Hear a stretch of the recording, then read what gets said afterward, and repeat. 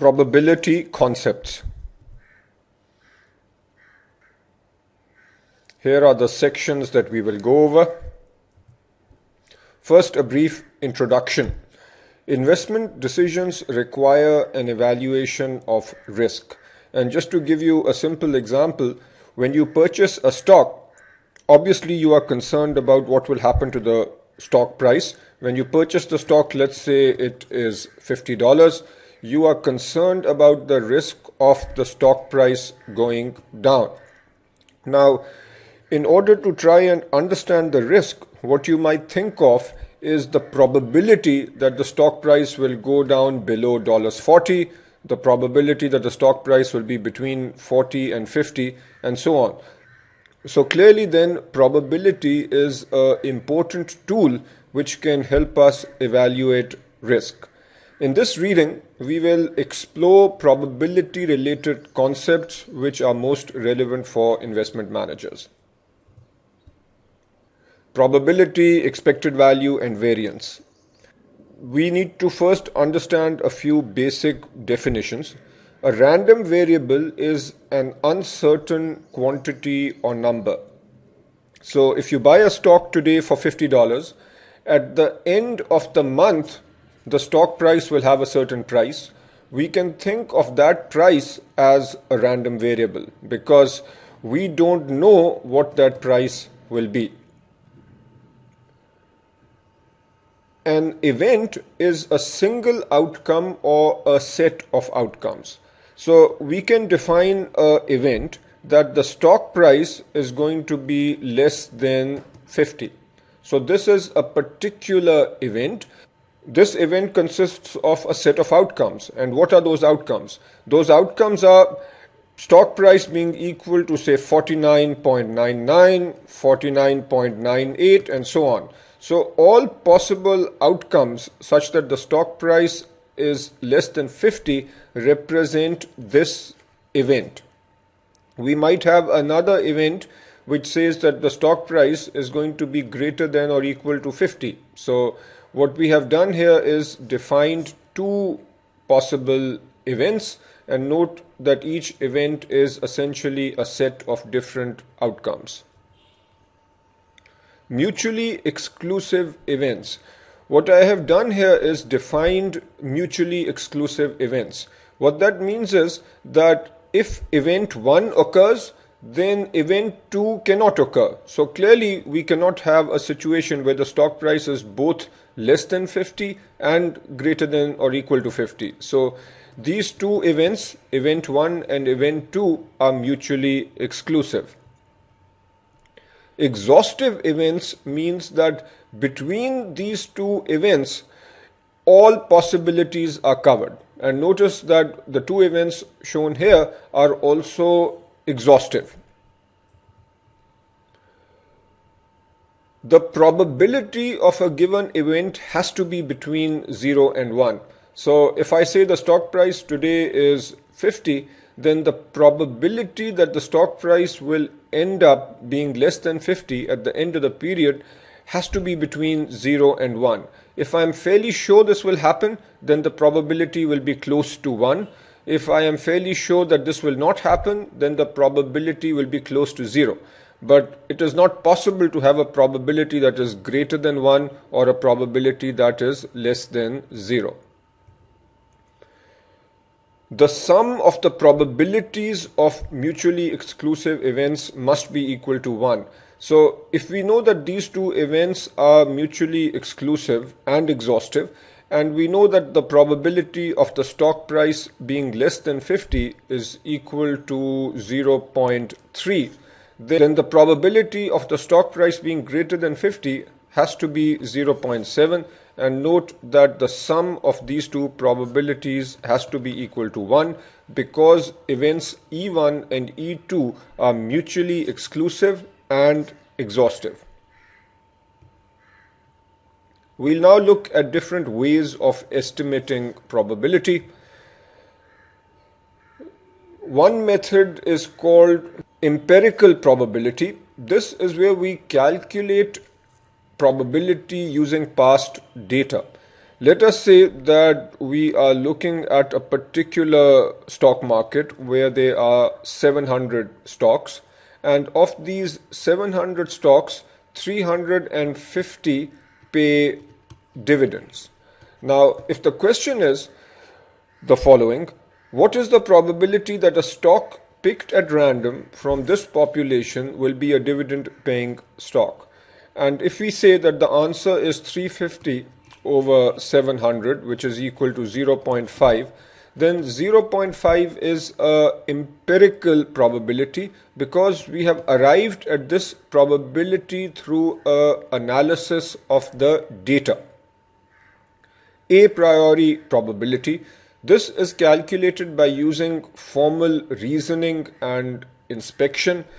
Just to give you another simple example, let us say that the stock price is currently $50 and we say that the probability of the stock price going up is 50% and the stock price going down or staying the same is also 50%.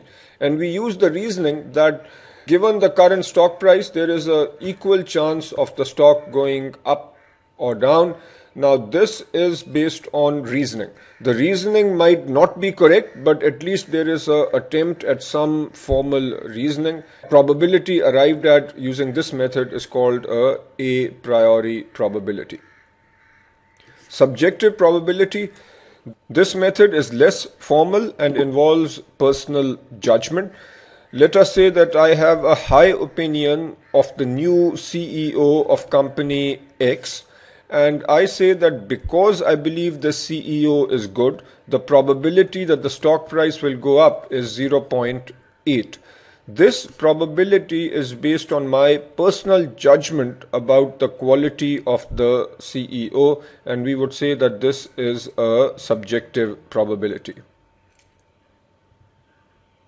Here is a simple practice problem given what you've just learnt. The correct answer is B. Probability stated as odds. Let's say that we have an event E and the probability of that event is equal to 1/3. Let's say the event is that the stock price will go down and we know the probability. How can we express this probability as odds for E? What are the odds that the stock price will go down? This is the formula that will allow us to translate the probability into odds. Probability of the event 1/3 divided by 1 minus the probability of the event. So 1 minus 1/3 is 2/3. 1/3 divided by 2/3 is simply equal to 1 over 2. So the odds are 1 over 2, and the way we write odds is by saying 1 to 2.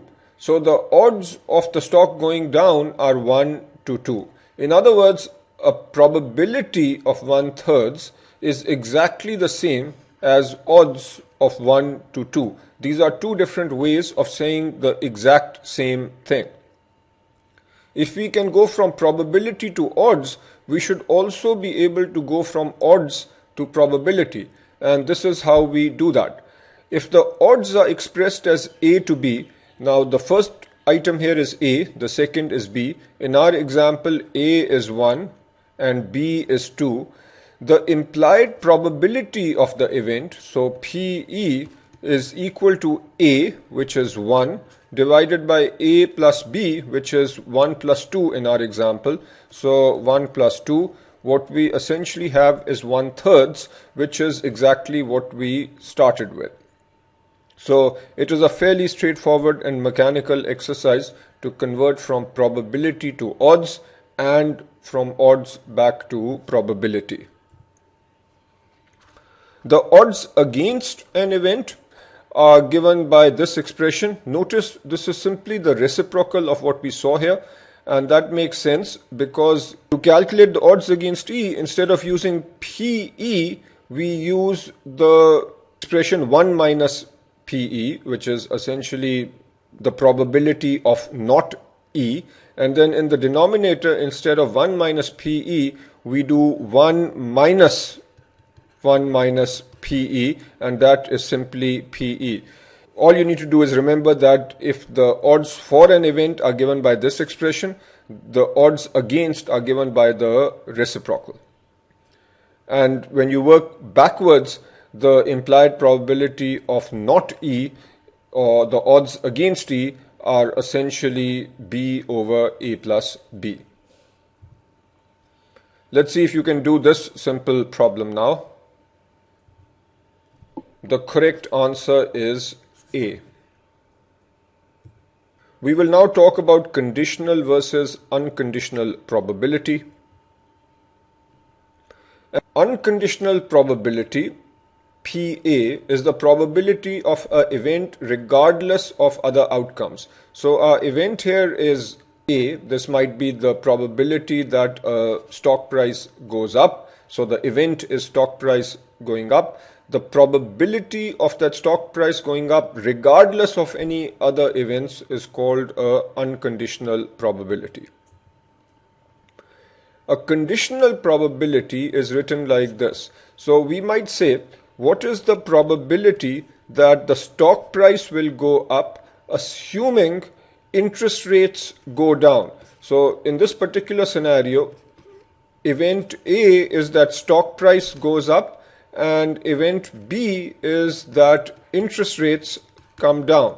So we might say that the probability that stock price goes up given that interest rates go down is equal to 0.6. This is a conditional probability because this probability is the probability of something happening, i.e. stock price going up, conditional on another event. The condition in probability terminology is expressed using this bar between two events. Joint probability and the multiplication rule. So let us first understand what we mean by joint probability. The probability that both A and B will occur is their joint probability. It is called PAB. So whenever you see AB without anything in between, that means we are talking about the joint probability of two events A and B. Continuing with my previous example, we might ask the question, what is the probability that both stock price goes up and interest rates come down? Remember, event A was stock price going up, event B was interest rates going down. So the probability that both A and B happen is probability of AB. That's how we express a joint probability. We can compute the joint probability using the multiplication rule, which is the first formula that you are going to learn. So the probability of both A and B happening is equal to the probability of A given B. This is the conditional probability of A. So the probability of A conditional on B happening multiplied by the probability of B. If you have this expression, then you can use simple algebra to compute the probability of A given B, so the conditional probability given a joint probability and the probability of B. So if you get a question on the exam where you are provided the conditional probability and the probability of B, you can then compute the joint probability. On the other hand, if you are given the joint probability and the probability of B, then you can compute the conditional probability. From this expression, I hope you can see that probability of AB can also be written as probability of B given A multiplied by the probability of A. Let us look at a simple example. So if the probability that interest rates will decrease, and I'm just calling that event D now, is equal to 40%, and the probability that the stock price will increase is written as PS, what is the probability that the stock price will increase And let's say that we are given that the probability stock price will increase given that interest rates decrease is 70%. This is a conditional probability. Now, the question is, what is the joint probability? The joint probability that the stock price will increase and interest rates will decrease. It is expressed like this, PSD, and we have learned through the multiplication rule that PSD is equal to PS given D times probability of D, which is 0.7 from here times 0.4 from here. So our answer is 0.28 or 28%. Next, we need to learn the addition rule for probabilities. The probability that A or B occurs or both occur is given by this expression. So A or B means A happening or B happening or both happening. This is equal to probability of A plus probability of B minus the joint probability. Again, take a simple example. You have two stocks, A and B, and you want to know what is the probability of A going up or B going up or both going up. If you are given that the probability that A increases, this is the unconditional probability of A going up, is equal to 0.5. The unconditional probability that stock B goes up is 0.7. And you are also given the joint probability that both stocks go up, which is 0.3. Then probability of A or B is computed using the addition rule, and we simply have 0.5 plus 0.7 minus 0.3, which is 0.9. See if you can do this question now. The correct answer is A. You need to use the addition rule, and when you use the addition rule, you should get 0.8. Independent and dependent events. First, let's talk about independent events. This is where the occurrence of one event does not influence the occurrence of the other. Take a simple example. Let's say that you have a particular stock in a country in Asia. So let's say we have a stock called 4G fertilizer, and you have another stock in the United States, different country, completely different industry. So you have these two stocks, a Microsoft stock and a 4G fertilizer stock. The performance of these two stocks is independent. So Asian markets open first. Let's say that you know that on a given day this stock has gone up. Knowing that the stock has gone up tells you nothing about what is going to happen to the Microsoft stock. If that is indeed the case, then we say that these two events, let's say this is event A of 4G fertilizer going up, this event is completely independent from event B, which is Microsoft stock going up. When two events A and B are independent, then the conditional probability, the probability of A going up given that B has gone up, is equal to probability of A, or equivalently, the probability that B goes up or Microsoft goes up given that 4G fertilizer has gone up is simply the probability that Microsoft will go up. In other words, knowing A or knowing the probability of A tells you nothing about the probability of B. What happens to the multiplication rule when we have independent events? Probability of AB, the joint probability, is simply equal to probability of A times the probability of B. And you can remember from before that in the formula that you saw earlier, we were using probability A given B. Since probability of A given B is simply probability of A when the events are independent, that's what we plug in here. And I will actually connect back to a problem that I'm sure you saw when you studied probability in high school, where if you flip two coins, what is the probability that you get heads on both coins? I'm sure you recognize that flipping two coins, these are two, let's say two events, and the two events are independent. So the probability of getting heads on the first coin is half. The probability of getting heads on the second coin is half. So the probability of getting heads and heads is simply half times half, which is 1/4. So that is an example of using the multiplication rule with independent events. To check your concept now, let's see if you can understand the addition rule for independent events. So if you recall, the addition rule is probability A or B, so that's probability of A happening or B happening or both happening, is equal to probability of A plus probability of B minus the probability of AB, i.e. minus the joint probability. Now, with independent events, the addition rule remains the same. So a lot of students get confused about this, but I just want to emphasize the fact that the addition rule doesn't change when you have independent events.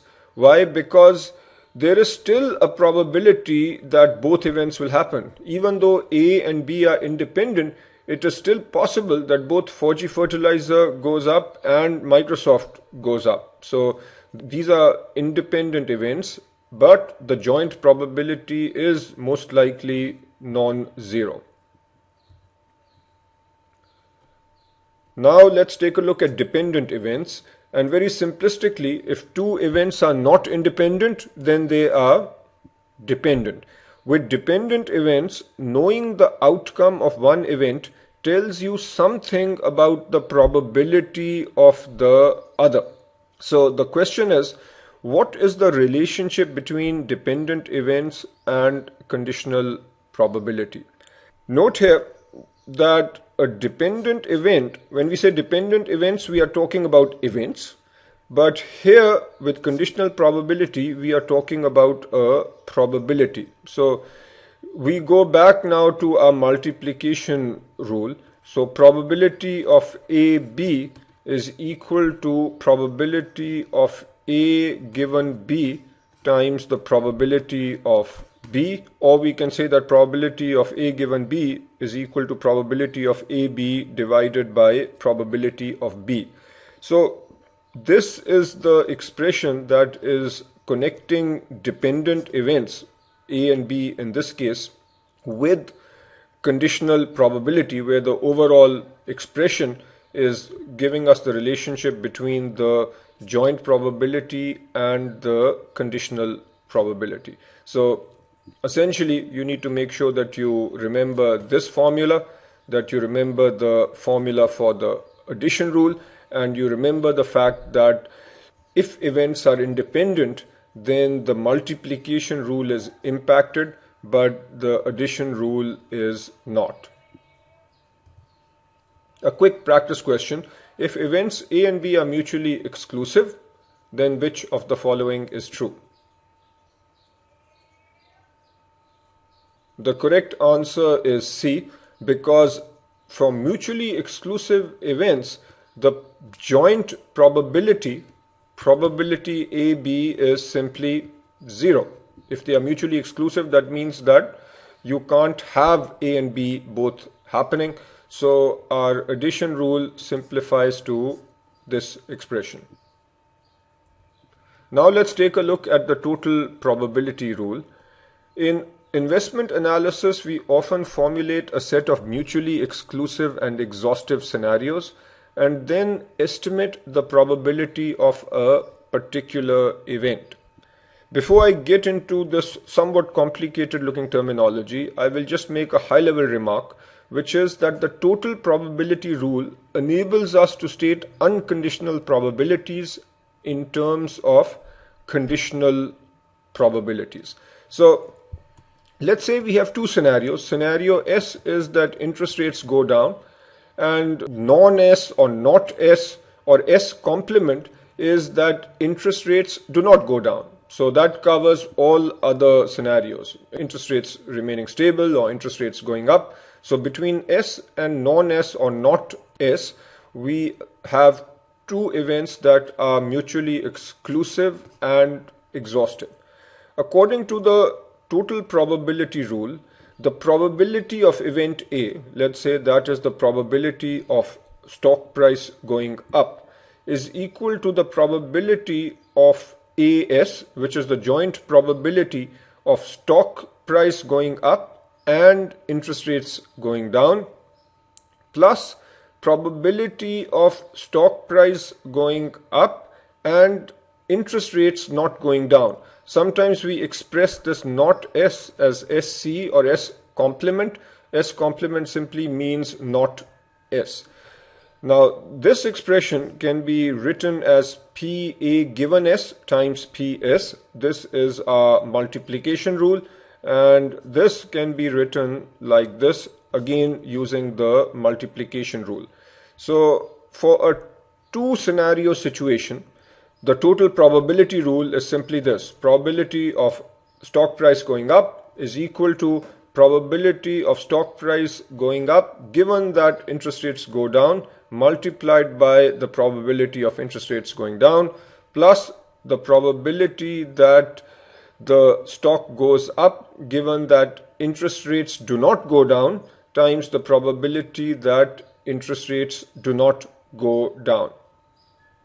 If we have more than two scenarios, then the same expression can be generalized. So notice that here we have A, S1, S2 up to Sn. S1 is the first scenario, second scenario, and so on. And then each one of these items can be expanded using the multiplication rule. And again, I'll go back to what I said earlier, which is that the total probability rule allows us to take conditional probabilities and use the conditional probabilities to arrive at an unconditional probability. We now change gears a little bit and talk about the expected value of a random variable. The probability weighted average of the possible outcomes of the random variable. The expected value of a random variable is essentially the probability weighted average of the possible outcomes of the random variable. So if you look at this expression, the random variable is x, and x1, x2 all the way to xn represent the different possible outcomes. By multiplying each outcome by the probability of that outcome and then adding up these numbers, we have the probability weighted average for the different possible outcomes of the random variable. This is better understood through an example. Say you are running a project and the cash flow for the upcoming year depends on the state of the economy. If the economy is good, then the cash flow will be 50. The probability of this scenario is 0.3. With average economy, probability 0.5, the cash flow is 40. Weak economy, probability 0.2, the cash flow is 20. So what is the expected value of the random variable? The random variable x is the cash flow. So what is the expected value of the cash flow?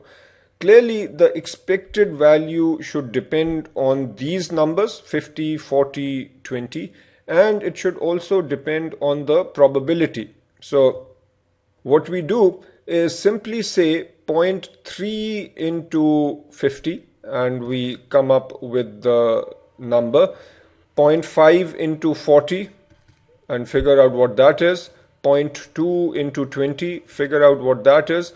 And then when you add those three numbers, what you should get is a expected value of 39.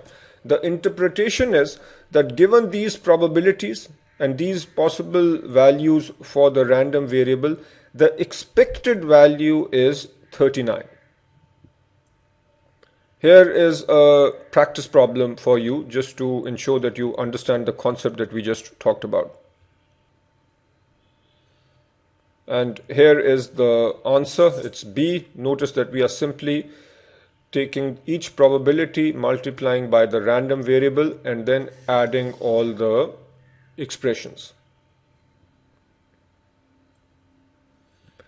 Now let us look at the variance of a random variable.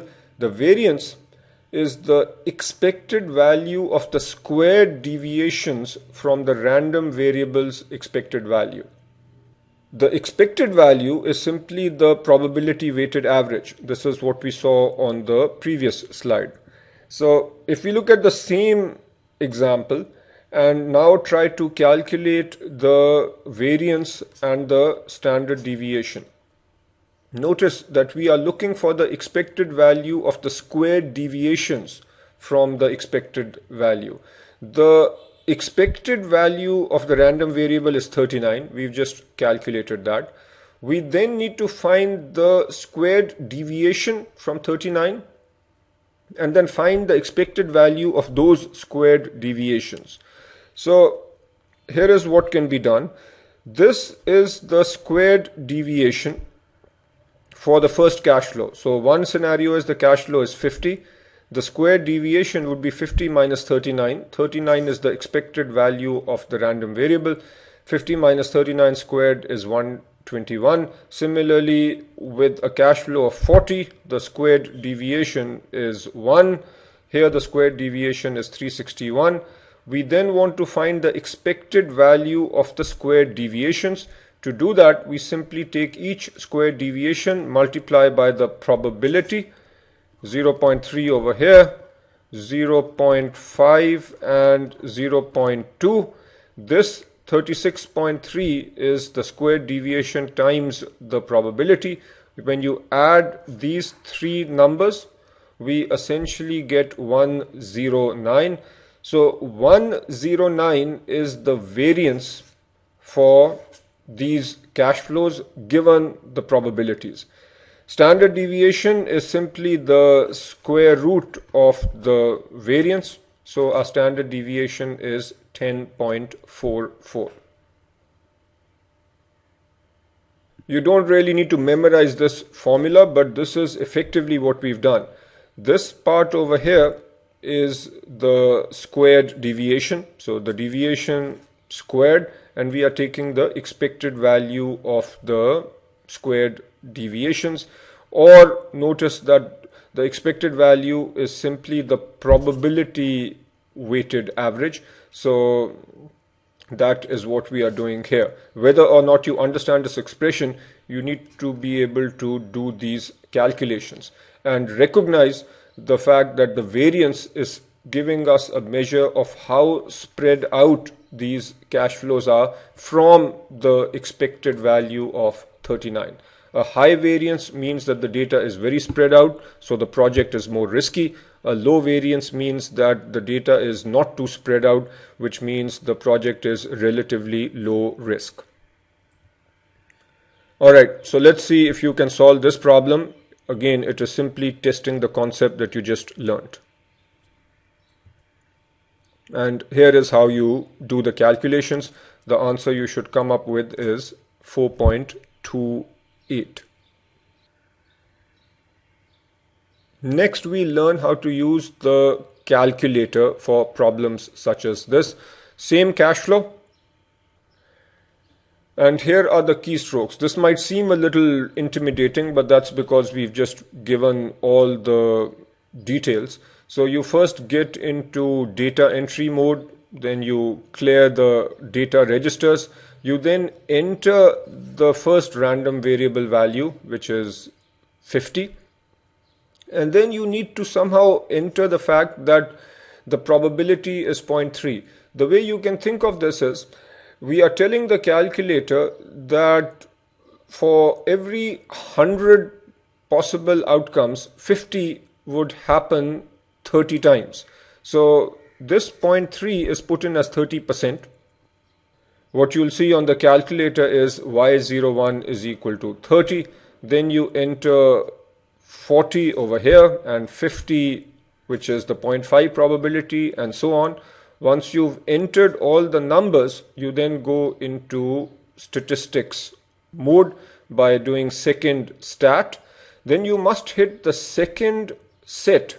So second set repeatedly until you see 1v. This stands for one variable. Even though you are entering x and y, but effectively it is the cash flow variable that you are after.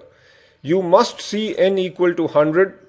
If you see anything else, that means you made a data entry error, because all these numbers 30, 50, 20 must add up to 100.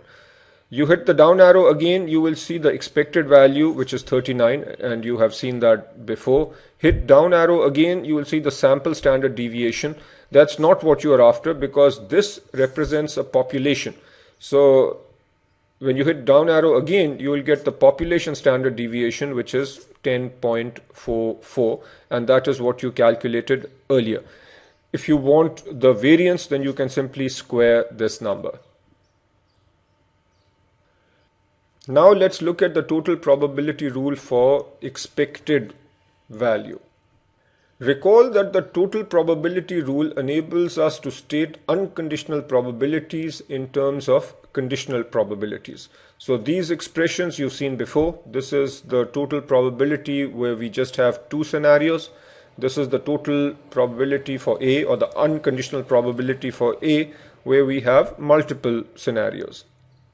We can state expected value in terms of conditional expected values also. The expected value of a random variable x can be written as the expected value of x given s times the probability of s, plus the expected value of x given not s times the probability of not s. Look at the similarity between these two expressions.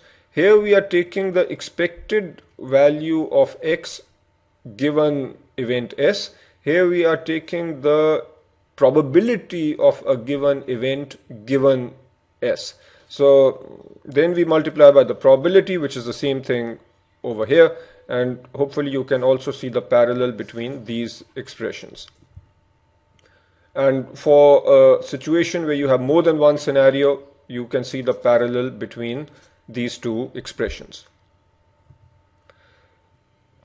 To highlight what we have seen, let's look at an example. What is the expected price of a stock at the end of the current period given the following information? The probability that interest rates will decline is 0.4. So interest rates going down has a probability of 0.4, which means that interest rates not going down, the other scenario, probability is 0.6. We are told that if interest rates go down, then there is a 0.75 probability that the stock price will be 100 versus a 0.25 probability that the stock price will be 90. And with the interest rates not down scenario, there is a 50-50 probability that the stock price would be either 80 or 70. So question is, what is the expected stock price given this information? And we can use the expression that we just saw. The first thing we do is figure out the expected value of the stock price given S. Let's say that the event S is that interest rates go down. So we are on this leg of our probability tree. So the expected value of X, which is a random variable, that's the price of the stock, given that the interest rates go down. The expected value of the stock price given that interest rates go down, so that's our event S. That means that we are over here. So what is the expected value of the stock price given that interest rates go down? We do that by saying 0.75 into 100 plus 0.25 into 90. So that is equal to 97.5. What if interest rates do not go down? That probability is 0.6. So the expected value of X given that interest rates do not go down, that is 0.5 into 80 plus 0.5 into 70. So this number is 75. So what now is the expected value of the stock price? That expected value will be 0.4 into 97.5 plus 0.6 into 75, which is equal to 39 plus 45, which is 84. So that is the expected value of the stock price. This problem could also have been solved by calculating the probability of each of these nodes. Point 3 is simply 0.4 into 0.75, 0.1 is 0.4 into 0.25, and so on. You could get the expected value of the stock price by saying 0.3 into 100 plus 0.1 into 90 plus 0.3 into 80 plus 0.3 into 70.